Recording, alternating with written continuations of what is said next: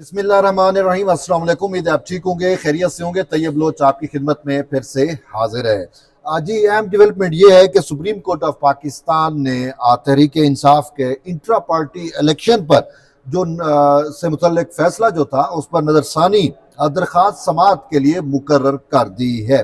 11 अक्टूबर को chief justice काजी फैज ईसा की सरबराही में सुप्रीम कोर्ट का 3 रुकनी बेंच जो है वो कोर्ट रूम नंबर 1 में इस मामले पर समाअत करेगा।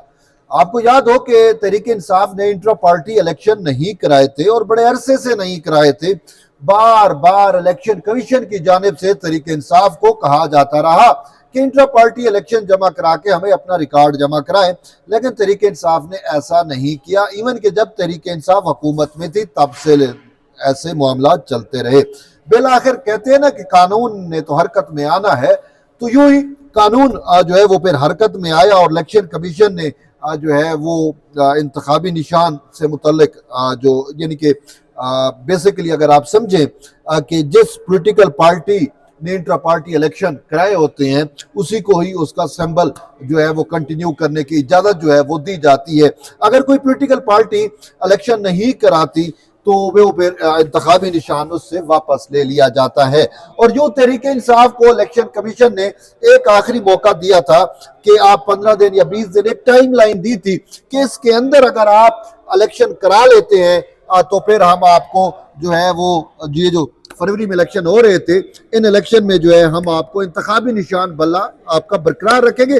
बस सूरत दीगर अगर आपने कानूनी तौर पर अपने मामलात को दुरुस्त ना किया तो आपसे इंतखाबी निशान ले लिया जाएगा।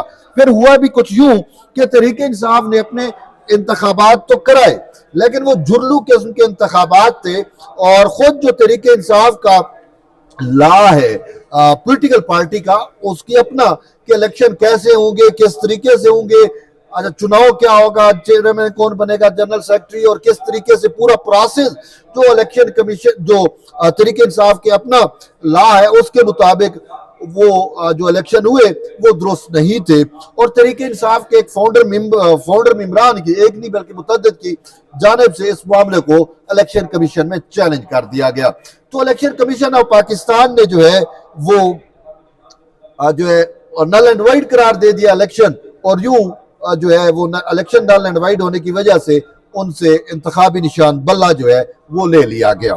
फिर ये मामला आता है पेशावर हाई कोर्ट में।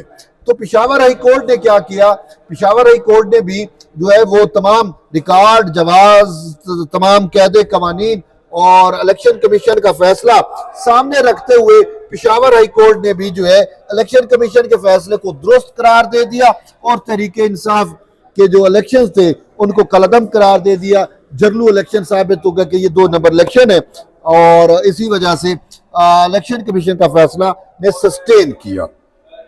फिर क्या होता है कि तहरीक इंसाफ पेशावर हाई कोर्ट के फैसले के खिलाफ सुप्रीम कोर्ट आ जाती है। तो जब मामला सुप्रीम कोर्ट आता है तो चीफ जस्टिस ऑफ पाकिस्तान के पास ये दरखास्त लगती है तहरीक इंसाफ के इंट्रा पार्टी इलेक्शन के मामले की, और वहां पे 3 रुकनी बेंच बैठता है। चीफ जस्टिस काजी फैज ईसा, जस्टिस मोहम्मद अली मजहर और तीसरे जस्टिस मुसर्रत हिलाली। उन्होंने तहरीक इंसाफ के पूरे इलेक्शन का प्रोसेस का जायजा लिया, तमाम दरखास्त गुजारों को भी सुना जिन्होंने उनके इलेक्शन को चैलेंज किया हुआ था, इलेक्शन कमीशन का रिकॉर्ड भी सामने रखा और तहरीक इंसाफ को मुतअद्दिद दफा रियायत दी, गुंजाइश पैदा की कि आपके इलेक्शन को हम वैलिडेट कर देते हैं, इंट्रा पार्टी इलेक्शन को आप हमें कोई एक दस्तावेज दिखा दे, कोई एक रिकॉर्ड मंजर आम पे लाए, कोई ये बताए कि आपके इलेक्शन कहाँ पे हुए और इलेक्शन होने से कबल जो आपने एडवर्टाइजमेंट दी हो, जो इश्तिहार दिया हो, पब्लिकली प्राइवेटली कोई मैसेज दिया हो अपने मेंबरान को कि हमारा फलां जगह पर फलां दिन जो है वो इंट्रा पार्टी इलेक्शन है तो आप आए और वोट कास्ट करें, तो ऐसा कुछ दिखाए। तो तहरीक इंसाफ वो दिखाने में नाकाम रही। फिर कहा कि ठीक है, जब भी इलेक्शन होते हैं तो जो उम्मीदवार होते हैं उनसे फीस भी ली जाती है ना, ये आम छोटे से लेकर बड़े इलेक्शन सारे में यही होता है। तो उन्होंने कहा कि आपके चेयरमैन, जनरल सेक्रेटरी जो आप कह रहे हैं मुंतखब हुए हैं उनका कोई रिकॉर्ड दिखा दें, कोई फीस की चिट दिखा दे कि इन्होंने फीस जमा कराई है, कोई जिस बैंक में जमा करेंगे उसका रिकॉर्ड जमा करा दे, कुछ भी कर दे। तो उन्होंने कहा कैश लिया गया तो कैश भी लिया गया, कोई रसीद तो जारी की होगी, कोई रिकॉर्ड बता दे कितना चलो कैश था। तो इस हवाले से भी तहरीक इंसाफ के जो यहाँ पे वकला थे और चेयरमैन उस टाइम के बैरिस्टर गोर, वो भी कुछ भी नहीं बता सके। ठीक है, गर्ज ये कि पूरा का पूरा जो उन्होंने इलेक्शन प्रोसेस किया था वो एक फर्जी इलेक्शन प्रोसेस था। खैबर पख्तूनख्वा के किसी गांव में इलेक्शन किया गया था और वो पूरा रिकॉर्ड शो नहीं कर सके, एक भी कागज, एक भी नुक्ता, एक भी चीज, एक भी दस्तावेज वो मंजरे आम पे नहीं ला सके जिससे वो ये साबित करते कि उनका इंट्रा पार्टी इलेक्शन हुआ है। तो इस बुनियाद के ऊपर जब वो चीज साबित नहीं कर सके तो सुप्रीम कोर्ट ऑफ पाकिस्तान ने अपने तौर पे फैसला नहीं किया, पेशावर हाई कोर्ट का फैसला बरकरार रखा। अपील थी, बरकरार रखा कि पेशावर हाई कोर्ट ने आइन और कानून और कवायद और जवाबित सबको सामने रख के जो फैसला दिया है वो दुरुस्त फैसला है। लेकिन उसके बाद मामला बिगड़ गया, यूं बिगड़ा कि तहरीक इंसाफ से सिंबल बल्ले का तो चला गया, अब वो सारा का सारा प्रोपेगेंडा काजी फैजी साहब पे आ गया। वो यूट्यूबर्स और इवन के इमरान प्रोजेक्ट के जजेस वो भी यही कहते हैं कि रिकॉर्ड के मुताबिक फैसला आईनी और कानूनी तौर पे दुरुस्त हुआ, लेकिन सही मंसूर अली शाह के तौर पे के तहत सोच के तहत इनको जो है वो कंप्लीट जस्टिस में जाना चाहिए था, इनको बुनियादी इंसानी हकूक का ख्याल रखना चाहिए था, इनको नजरिया जरूरत देना चाहिए था, यानी कि एट द एंड यही है। इवन के खुद अत्तर मिनल्ला जो रूए रवा है तहरीक इंसाफ के अदालती महाज पे, वो भी ये कहते हैं कि अगर ये मामला मेरे पास आता तो मैं भी जस्टिफाई ना कर सकता, इलेक्शन को वैलिड करार ना दे सकता कि इलेक्शन वैलिड हुआ है। तब उन्होंने कहा कि मैं टाइमिंग में आगे पीछे कर लेता, कि मैं इसको इलेक्शन के बाद देख लेता। और यही यूट्यूबर्स कहते हैं कि जी वो काजी की टाइमिंग दुरुस्त नहीं है। अब ये टाइमिंग का बड़ा इशू चल रहा है, आपके सामने के मामलात हैं, आईनी अदालत का क्याम अमल में लाया जा रहा है तो यूट्यूब कहते हैं टाइमिंग दुरुस्त नहीं है। अच्छा, बल्ले के इंतखाबी निशान वाला मामला था, टाइमिंग दुरुस्त नहीं है। जजेस की तैनाती और तकर्री से मुतल्लिक पार्लिमान को तरमीम लेके आना चाहती है तो टाइमिंग दुरुस्त नहीं है। सदर जरदारी की जानिब से ऑर्डिनेंस आया supreme court practice and procedure act से मुतल्लिक तो कहते हैं टाइमिंग दुरुस्त नहीं है।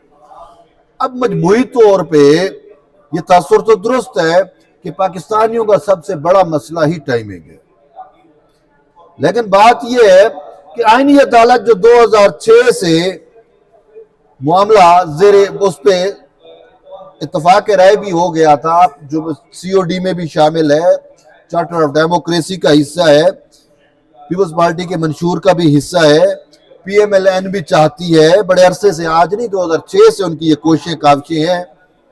अब अगर वो इसको इम्प्लीमेंट कर रहे हैं तो कहते हैं टाइमिंग दुरुस्त नहीं है। वो जो कहते हैं टाइमिंग दुरुस्त नहीं है, उनसे सवाल है जो बिलावल भुट्टो जरदारी ने उनसे पूछा कि ये बताएं कि ये मखसूस नशिस्तों की जो टाइमिंग दुरुस्त थी, ये मंसूर अली शाह और दीगर 8 जजेस ने जो ये शार्ट ऑर्डर दिया था ऐन 14 सितंबर को जब पार्लिमान में तरमीम होनी थी, तो क्या ये टाइमिंग दुरुस्त थी? अच्छा, तो क्या जब मंसूर अली शाह और अत्तर मिनल्ला ने पेशावर हाई कोर्ट के फैसले के खिलाफ मखसूस नशिस्तों के मामले पर मखसूस जो उम्मीदवार कामयाब हुए थे उनकी कामयाबी पर स्टे ऑर्डर जारी किया था, तो क्या वो टाइमिंग दुरुस्त थी? बात तो ये है। अब आपको मैं तो यही कहूंगा टाइमिंग फोबिया है और क्या है, आपको हर चीज जो है वो टाइमिंग पे। तो बहरहाल अब सुप्रीम कोर्ट ऑफ पाकिस्तान की जानिब से इंतखाबी निशान बल्ले वाला मैटर लग चुका है नजरसानी के लिए, और यूट्यूब कहते जी नजरसानी नहीं लग रही। यूट्यूब का आर्ग्यूमेंट सुने, कहते हैं जी नजरसानी हमारी बल्ले वाली नहीं लग रही। ओ भाई, 2 साल से तो आपने ये 63A वाली नजरसानी नहीं लगने दी, अब 63A वाली 2 साल बाद 2.25 साल बाद नजरसानी लगी और फैसला भी रिवर्स हुआ, गुड। लेकिन ये बल्ले वाला तो अभी की बात है ना, लोग तो फिर भी नजरसानी लग गई ना। 11 अक्टूबर को इंशाल्लाह इसका फैसला आएगा। अब ये फैसला भी बड़ा, नजरसानी भी अहम नोयत की होगी। अब देखते हैं उसमें मोअज़्ज़ज़ जज साहबान क्या करते हैं और क्या ऑर्डर आता है। कहीं वो जो 8 जजेस ने इस मामले को टच करने की कोशिश की है, कहीं उस पर भी जवाब ना आ जाए। तो इसी वजह से ये बल्ले के निशान वाला मैटर जो है, इस पर नरसानी इंतहाई अहमियत इख्तियार की गई है। अब देखते हैं 11 अक्टूबर को मामलात किस सिमत चलते हैं। तो बहरहाल जुड़े रहिए तैयब बलोच के साथ। मिलते हैं एक नई वीडियो में। इजाजत दें, अल्लाह हाफिज।